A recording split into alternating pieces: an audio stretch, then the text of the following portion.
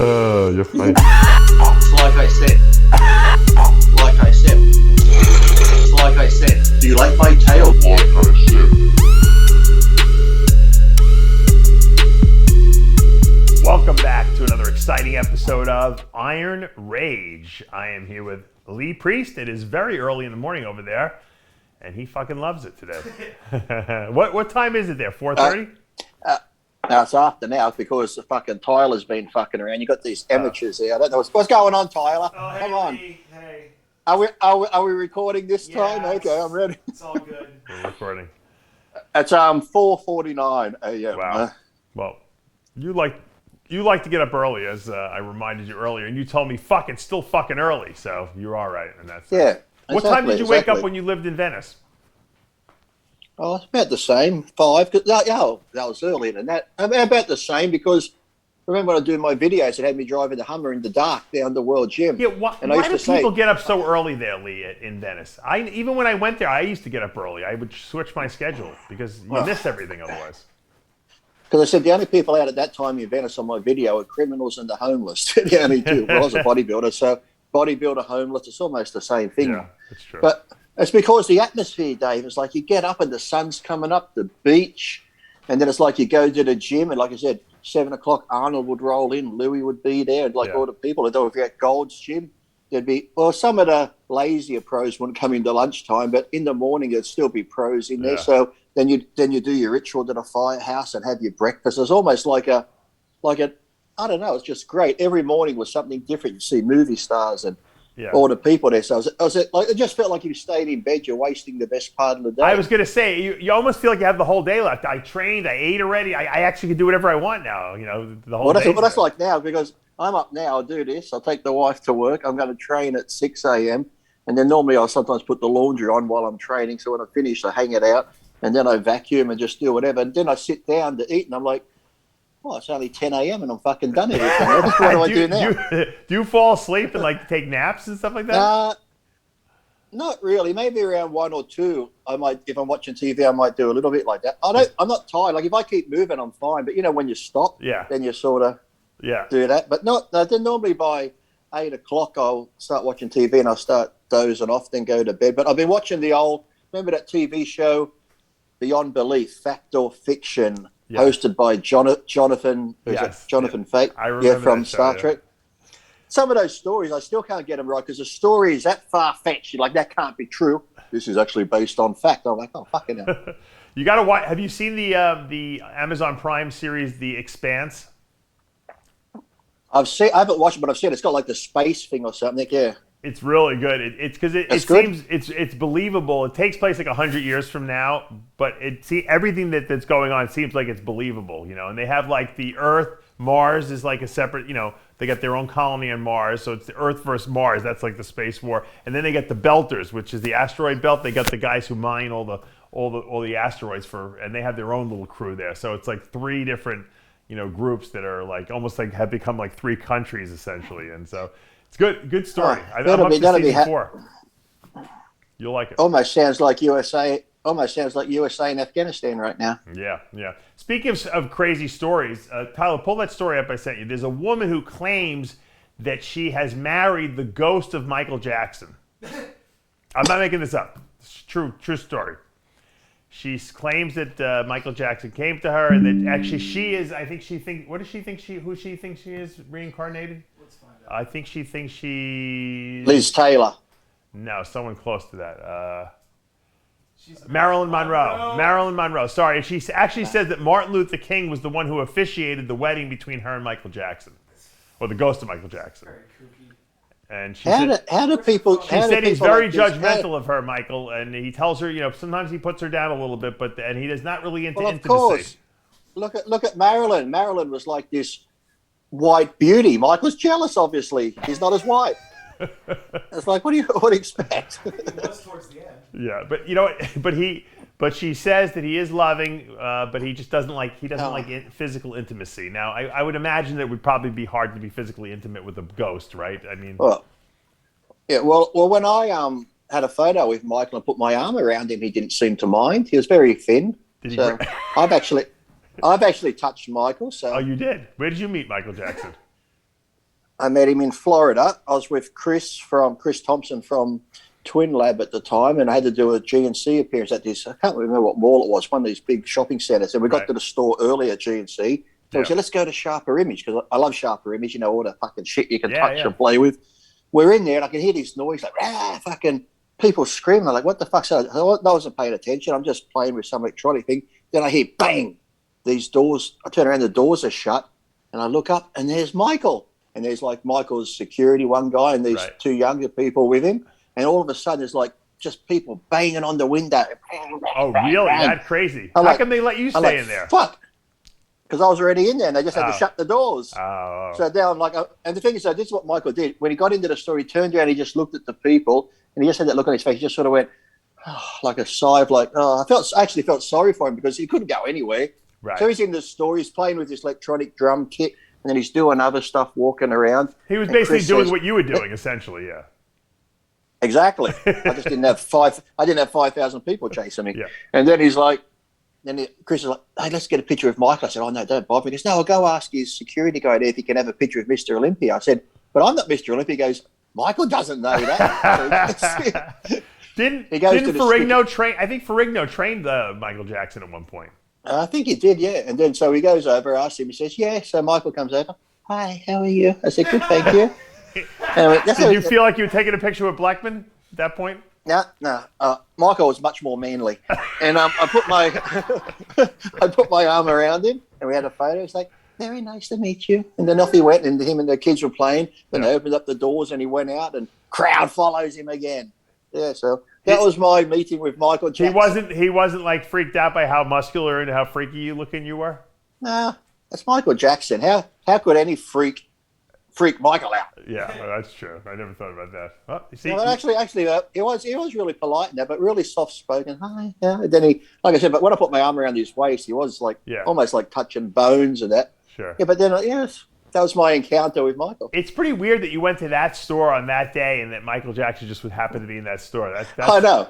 Oh, what are the odds? It's like, what are the odds? I wonder if he ever told people as he went through his life, I went to Sharper Image and I met Lee Priest. Yeah, that's right. Up, and there he was. Yeah.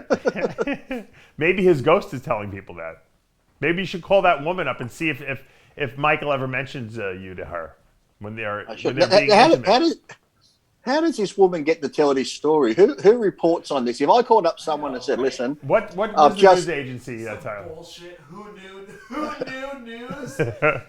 Well, I think it's real in the sense that the woman really claims she's bad. It's a ridiculous story, but I think it's actually a real story. In that sense. Of course, it's a real story because in her mind, she obviously believes it. Right. Well, but I'm saying the website did make whoknew.com or something like that. Who knew? Okay, well, there's going to be a story. Check it out later today. How fucking the ghost of JFK blew me at 5 a.m. this morning. I'm calling them up. And then we'll probably get another story from that lady saying Marilyn's very upset that JFK blew that bodybuilder in Australia. Look, she's Marilyn Monroe reincarnated. She didn't say she's the ghost of Marilyn Monroe. She's reincarnated. And can't. So did she tell us how she died? Did she actually get murdered or what? Someone should have said that. Would have been the question I would have asked her, right? I'm not really interested in Michael Jackson, but how did you die? Yeah. Was it the pills or was it the CIA? Was it Kennedy's man? What happened? Yeah, exactly. And then Martin Luther King, we could have asked him because he officiated over the wedding. Yeah. We could have asked him, what do you think of today's BLM and all these things that are going on, Martha? What do you think's going on? Crazy. Now, since we're talking about Gold's Venice and everything, obviously Billy Smith, Billy Thunder Smith passed away. Now, I didn't know this, but you actually had moved into his old house. You have a lot of coincidental house sharing with other bodybuilders, and I've noticed in Venice over the years, all these stories you tell us. How did that come stalking. about? I don't know. I just moved into the house, and someone said, I think Billy used to live there. And then as I was saying, I didn't know if he did or not because I think that's when him and his wife at the time, they moved out of town or somewhere. They might have moved down San Diego way or so. I don't know. But I always figured, I'd like to get it because I was just still new to America. Oh, no, I wouldn't have been totally new. This would have been around 99, 2000 because I got with Kathy around 2000 and she was with me then. Yeah. So around 2000, I got this Chevron card in the main, like Chevron service station, and it said Billy Smith. I'm like, or William Smith, whatever his name, proper name was. I went, ooh, I figured I don't have a car. This is very convenient because sometimes I can just pull up to the petrol station.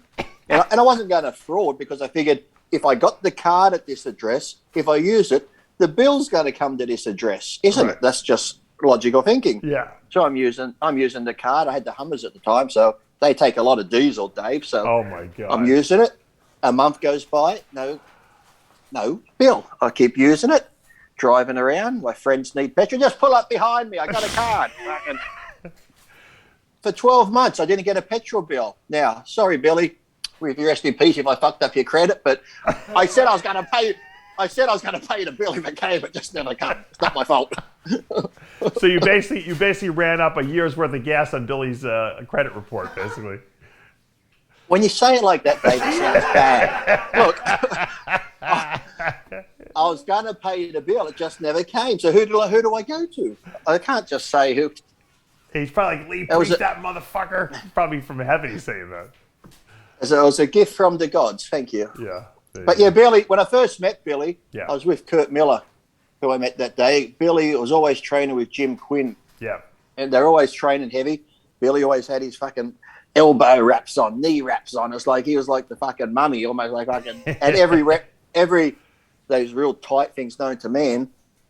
And I get there and they're like, "Hey, Billy, Jim, this is Lee." They're like, "Yeah." Is that what he said to you? Nothing. I mean, just Billy sort of does it. Yeah, gives you that look. Yeah. They're friendly. So like a day or two later, I'm down near that, the magic mirror where the light comes in. Right. Kurt's just passed me up the 180s, and I'm just repping out the 180s. I'm only like 20 years old. Repping out. They're watching. Then they come over. Hey, once I put them down, they come over. Hey, that's pretty strong. From that day on, it's like I earned their respect. They talk to me all the time, man. Oh, should see this fucking Aussie from Australia repping out the 180s like the nothing. He's only 20 years old. From that day on, but until then, they wouldn't even give me the time of day. Well, yeah. I mean, you probably had sweats on. They probably didn't even know that you were even as big as you were. So it's funny though. I'll tell you one thing: bodybuilders in general will give a lot of respect to someone who can go in that gym and train and lift heavy weights with good form and who have good development, because then they want to know, they go from being like kind of dismissive to be like, wait a minute, maybe that guy knows something that I need to know because that will help me get bigger. And so now you're part of the crew, essentially. They've assimilated you. Okay, well, what are you taking? What are you doing? How do you train? Well, right? what did I have in Australia down there? What secret snake oils do I have? So I told Billy how I train and what I'm taking. He's like, Lee, I'll give you money for it. I said, no, Billy. Billy, because you're my friend, I'm not going to charge. And then I moved into this house, a credit card come, and I said, time for Billy to pay up.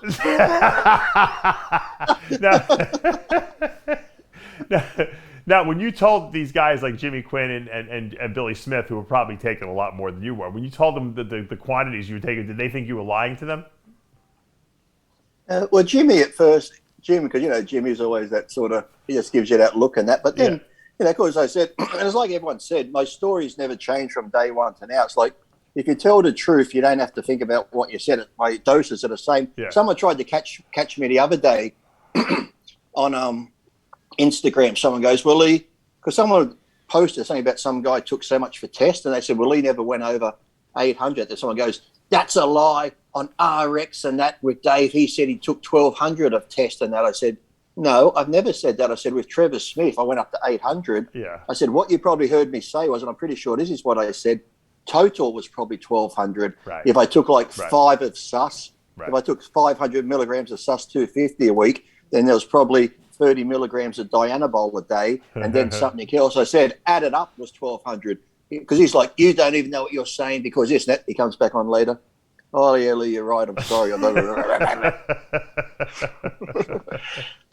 Yeah, no. I said, even if I was lying, I've never taken 1,200. If I took 1,200, I'd say it, but I've never taken that. So I was like, Mark Twain said it. Maybe total combined. Yeah, Mark Twain said, if you don't lie, you never have to remember anything, right? Yeah. Exactly. Is that what he said? Yeah, that was his quote. I remember once going out the door, he said, oh, fuck, I fucking kicked my toe. Did you know he said that? No, I didn't know that. Yeah.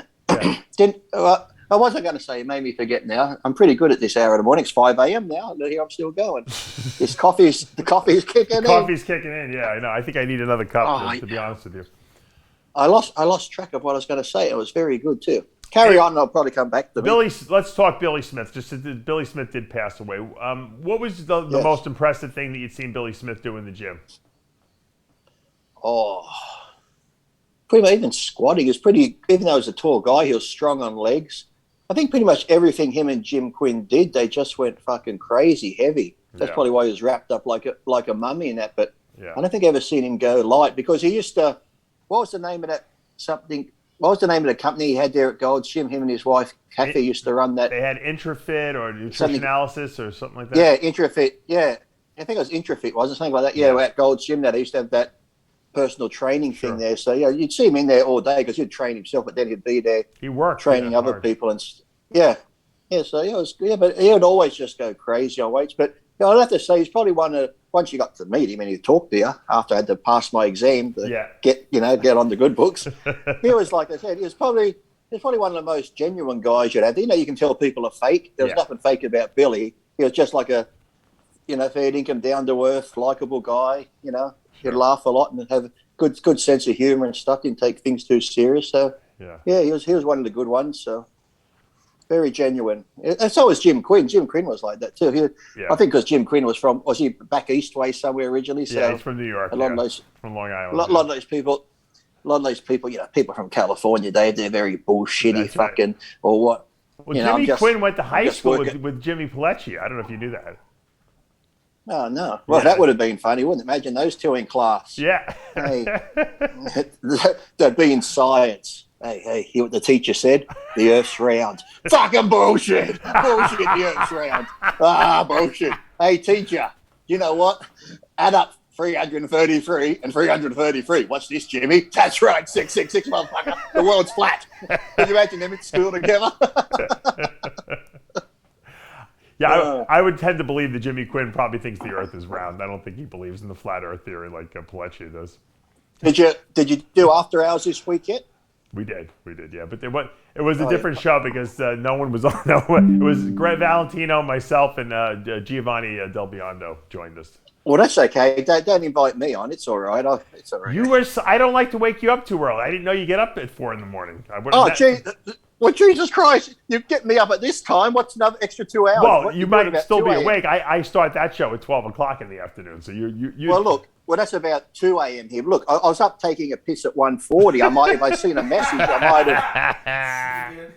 I might have put on my dressing gown like Hugh Hefner and joined you. There you go. You could get a pipe too, your little smoking pipe. How come no one smokes a pipe anymore? By the way. Because they invented these glass bongs instead. Oh, that's true. Yeah, they're much more fun. And the vape. It's not a bad idea. You probably could put pot in the pipe. It just looked like you're smoking a pipe, wouldn't it? Yeah. I used to you'd always see the old guys with their pipe, and when they're finished, they'd tip it over and my father smoked a pipe for 20 years. Yeah. Or there used to be my great grandmother. She used to have remember those little plastic filter things you'd put on the end of the cigarettes. Oh yeah, what was that about? Yeah. I know, but some of the big movie stars had the real long ones. Remember the real? Yeah. I got some sad news yesterday to bring the show down. My mother's brother, Robert, my uncle Robert, funniest guy. He's funny as hell. He wasn't been feeling too well. He had a couple of skin cancers cut off, and then he had this growth up in his nose here. It looked like his nose was almost blocked off. Yeah. So he goes to get his biopsies and stuff. He goes back, and now he's got cancer all in his lymph nodes down his neck. Wow. Cancer in his nose, and they said they can operate, but they have to remove all the lymph nodes from here down to the back of his shoulders. Wow. And because that growth in his nose is cancer, they have to cut his whole nose off. Oh. And because he's got a sense of humor like me, I went on eBay and I photocopied those. You buy the glasses and the nose and the eyebrows. Oh, I said, I can get you 10 packets of these, $4.99 each. What ones do you want? You're crazy. It's not funny. But the sad thing is that they said with the operation, he's 73, but in my family, like I said, my grandfather, if he didn't die in the operation in hospital, he'd probably be alive today because his brother, my Uncle Jack, he's 95. He's still driving, going out and stuff. My mum's 71. Rob's 73 and he's still active. Wow. And he always said he always laughed that he had a real big nose, so he wanted to get it cut off anyway. I said, well, here you go. You can get a few different models. And But because they said the operation might only 20-30% work, he said he's not going to do it. So he said he's just going to go home and get palliative care till the time comes and die.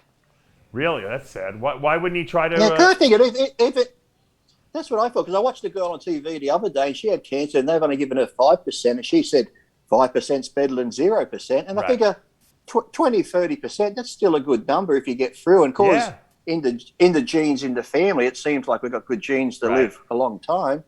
And it's like, well, my great-grandfather, he was 85 and he used to jog 5 kilometres on the beach every morning. Wow. We're on holidays. I think I might have told you, we're on holidays, and he went to the shower, hit his head, came back laughing about, oh, silly old bastard, hit my head.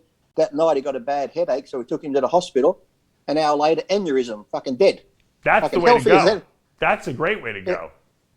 Well, I figured if you're going to, this operation that's 20-30%, if you go get it done, and if, worst come to worst, you died on the table, you're asleep, you wouldn't know. It'd be better than whatever. But no, I think he just doesn't want to. So there's a guy, there's a snake breeder in Australia. His name is Troy Kowalski.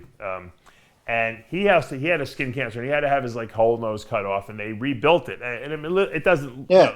He looks a little like Voldemort from the Harry Potter movies, but he's alive. You know what I mean? And he's cured essentially. So. Well, that's the only thing I'm worried about is more skin cancer. So we used to go in the sun a lot, and then my grandfather had a little ones cut off. That's the one he had cut off his neck when they put him under and turned his oxygen off when he died. My mum's had a couple of little skin cancers cut off, and so's my sister. So I always look, and I get maybe those tattoos will protect you there. Will that protect your skin at all? I get them checked every year, but I got one on my back when I was there 3 months ago. There's a mole on my lower back. She said, look funny, so she took a photo, and I have to go back in September to get it looked at again to see if it's grown. Just but now, take it off. Lee, take it off. Don't even. I don't know why they even watch things. Just cut it off. I tell everyone, you cut it off. If you got a mole, you take it off. You don't wait till it turns into cancer. Well, I might do that when I go back. I think I go back in a week or two. And the thing is now, though, because the last few weeks, because I've been sort of doing different back exercises, I'm hoping that's what I lose. My lower back's been really sore, and now I know my uncle's got cancer. I'm like, oh, it's that fucking mole on my lower back. It's cancer. Listen, it's cancer in my spine. I'll tell everyone out there, I say it all the time, if you have cancer, if you have a mole or something that looks even a beauty mark, just get it taken off. Who cares? This way, there's no possibility that it can change into something else. You don't wait until it turns into something else, and then you have to deal with the ramifications of it possibly spreading, or they have to cut a huge section of your face off. If you have something that's suspicious, you go to the doctor, the dermatologist, and let them cut it off. A lot of times they'll just freeze it off. I've had some they say, weird looking cells. I've had some of them, They freeze it off or they slice it off, and that's it. It's done. And I don't have to deal with it anymore. Yeah. Well, I got these red ones. I think they come up sometimes red and they're sort of dry, but they're not cancerous, but they look like they are. The same sort of thing. It's almost like a sunspot thing. And I've had a few of those frozen off, and they froze one and cut one off. They're hard to get off, though, They're a little they're sort of red, and right? and if you go in the sun, they get sort of redder type thing. So I better not go to the doctors with that thing on my penis if that's your idea to cut it off. Then fucking hell, if I lose another inch, Dave, I won't have much left. What's going on? It's only 6 degrees in this room today, Dave. I'm pretty shrunk up like a stack of quarters right now. We don't want you don't want to shrink too much. That was a good show you had on the other day with Ian and them and Labrada and Hakeem. I thought they were good. I like Hakeem. I like Hakeem because he's just very laid back, and that's how I was like, whatever happens, happens, and that's how you should be. It's just like just like you said, once you've done all you can do, if you've done your training and you've done your dieting and you've done all you can do, that's out of your hands. So you just why worry about it? Just go on and do the best you can. Is it interesting that he brought up the fact that he actually legitimately squatted 825 or something like that with no belt, no wraps, no monolift. He took it off himself. He walked back with it. He squatted down, full range, lifted it up, re-racked it himself, and people still talking about Ronnie with the greatest squat of all time. So I remember at World Gym when I did 7 and a bit plates. It was 775 pounds. Wow. And when I got it out the rack myself, but then when I went out the rack, because the bar goes brrr, Yep. I walked back, and isn't it funny? You've squatted heavy. Yeah. You're not even walking half a foot, but those couple of little Oh, my It feels God. like you're going it's like a mile. Yeah. Then you get there, you're like, and the bar's got this bounce on Yeah. it. I did like six or seven reps, but then I went to put it back. And where I took it off, now it's like, because my spine went down, the bar's bending. I can't fucking get. I had to get a guy on each end to grab the plates and put it back in the rack. I was like 3 inches shorter, if that's possible. You know, I just had to go put it back. I felt like Flavio Baccanini when I was fucking putting it back on the rack. I squatted 7 plates on each side. I don't know what that adds up to, but 6 something, probably 675, something like that. And it was so the weight, the pressure on me was so insane. And I was over 300 pounds when I did it. It was insane. Just walking with it. When I see Akeem Williams do 800 or even anything like in that range, he walks effortlessly. It's almost like he's got 100 pounds on his back. That's why I think, and I've said this for the last 10 years, I think he's the strongest bodybuilder of all time.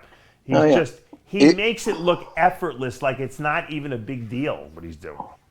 Like when I look at Akeem, he sort of, when I look at like some of his chest and some of his poses, he reminds me of that like Nimrod King physique, you know, when Nimrod King was just freaky thick. I remember Nimrod King just standing there like this was so freaky that when he went like this, he almost looked the same standing there. He was just so massive and freaky and stuff. Yeah.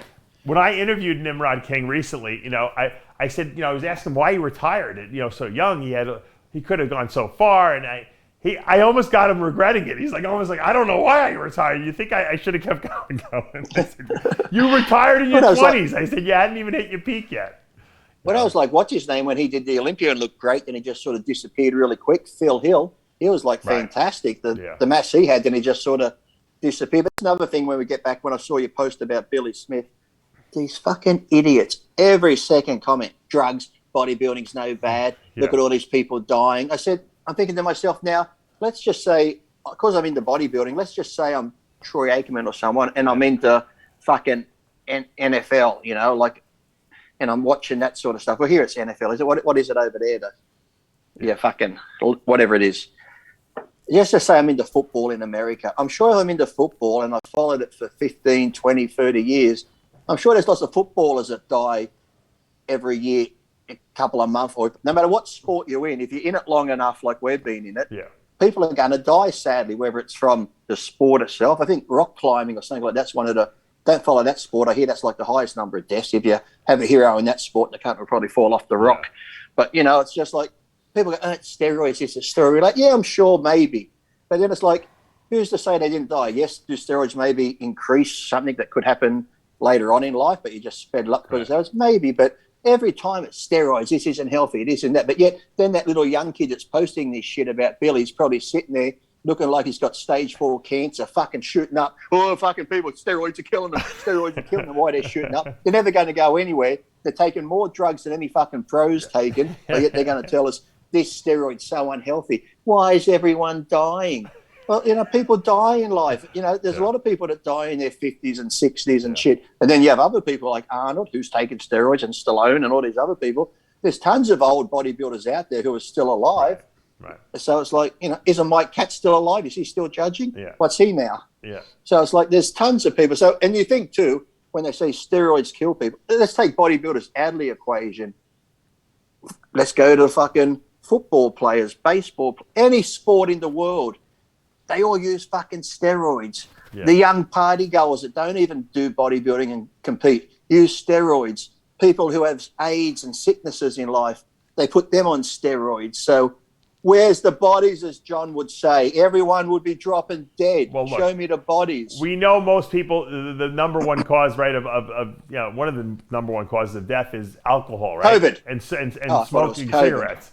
So I thought it was COVID. I mean, if someone drops dead because they have emphysema or they have, you know, lung cancer, you know, no one says anything about that. You know, meanwhile, that's one of the highest, you know, death rates in the world. So, you know what the truth is? From what I hear, at least, from John Romano, who talked to Billy's ex-wife, Kathy, I think he had, about a year ago, he had a double knee replacement. You know, he had bad knees. Oh, yeah, John, yeah. And I think he got an infection. And, you know, if you know anything about when you get prosthetic, you know, joints like, you know, knee replacement, shoulder replacement, if you get an infection in there, it's a real pain in the ass because they got to remove the prosthetic, they got to clean it out, then they got to re-put it in, and sometimes it's hard to get those infections out of there. And I think he was dealing with chronic infections over and over and over. Yeah. They were treating him. He was just actually leaving the hospital, and that's when he died. Now, they don't know if it was an aneurysm or some kind of a stroke or something like that.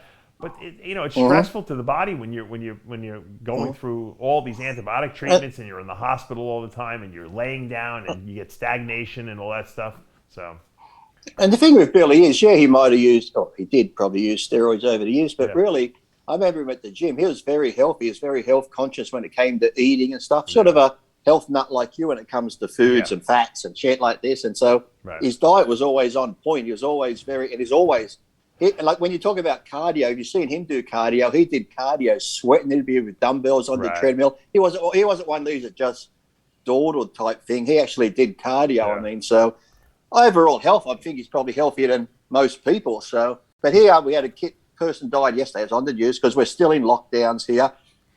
Today or tomorrow, the Premier is going to come on TV, and if you're being double vaccinated like me, she's going to give us a surprise. We're going to get a freedom. Oh, I can't wait to see what it is. Well, you're triple vaccinated, so you should really get some extras. I should be. Yeah, but it's so crazy at the moment. Oh, my God, these lockdowns are getting worse. Yeah, but this said on the news yesterday, we had 2 deaths, one in their 90s. Poor person, had the whole life ahead. I'm sure they're going to have kids and everything. And the other person was 30 years old. They had their COVID tests, they went home and in their house, and then they just dropped dead. I'm thinking, come on.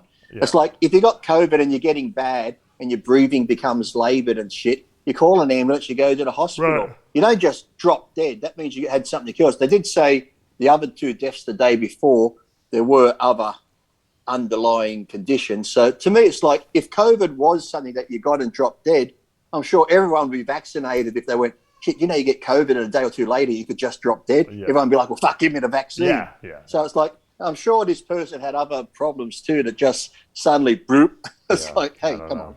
Every time someone dies in our industry, I get people emailing and texting me asking me, did they get the vaccine? Yes. Did they just get the vaccine? No, they didn't just get the vaccine. No. They were driving their car in another Everyone's car, looking for like a new conspiracy for something. And people ask me all the time about the vaccine. I said, look, I haven't gotten it. My wife has. I'm not against it. I just don't know enough about it. And so I don't like to do things that I don't know enough about. I'm not traveling anywhere. I'm not going anywhere. So I don't need it right now. If I had to travel, then I would get it. That's it. Yeah. I saw the FDA just approved Pfizer. I'm wondering how much they sat there going, oh, that someone was paid off. Yeah, exactly. Right. How much more? How much more to approve it? How many? You need 35 million more doses? Oh, okay, no problem. We'll have it by tomorrow. And then we'll give you a check for 100 million, and then you'll approve us. Yeah. Okay. Yeah. Did you see that? Did you see that video I put up on Instagram of the CEO of Pfizer? He hasn't had his shot yet. Did you see that one? No, I didn't see that. He said he's the top of Pfizer. He's like one of the CEOs. He goes, no, I haven't had it yet because I'm 56. I'm not really in that age group where I have to worry about it. And then he says, and I don't want to jump the queue. I don't want to jump the queue and take a shot. Oh, yeah. Meanwhile, they're paying people to go to CVS and get the shot. He doesn't want to jump the queue. He's the CEO of Pfizer. Like he can't get a fucking shot of fucking Pfizer. I don't want to jump the queue. I probably would have lied if I were him. Don't you think that would have probably been the better thing to do? Just say you got it. Just say, yes, I've had it. Right. Yeah. Anyway, well, Lee, I appreciate you get up early and joining us today, of course, and go take your wife to work. And hopefully by tomorrow there won't be any new deaths in our industry. But thank you for giving us all those great stories about Billy Smith. I got the XT Labs on again today. And if Billy Smith's wife has had to pay any penalties because of Lee's credit card use of the chevron card, contact Lee Priest. He'll be That's a long time ago, Dave. That was a long time ago. But now that we're out of time, I'm Dave Palumbo with Lee Priest for another installment of Iron Rage.